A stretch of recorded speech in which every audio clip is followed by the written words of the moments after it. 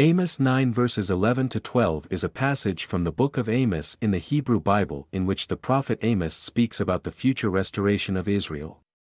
The passage says, "In that day I will restore David's fallen shelter, I will repair its broken walls and restore its ruins, and will rebuild it as it used to be, so that they may possess the remnant of Edom and all the nations that bear my name, declares the Lord, who will do these things."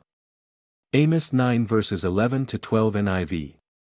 In this passage, Amos speaks about a future time when God will restore the fortunes of Israel and rebuild the nation as it used to be.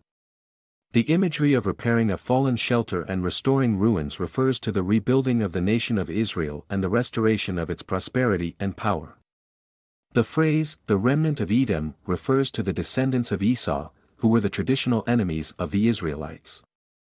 The passage also speaks about the nations that bear God's name, and this could be interpreted as the nations that acknowledge God and follow His commandments.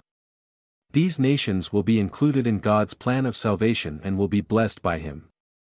These verses are seen as a prophecy of the future restoration of Israel and the coming of the Messianic Age, a time when God will bring peace and prosperity to the world and establish His kingdom on earth.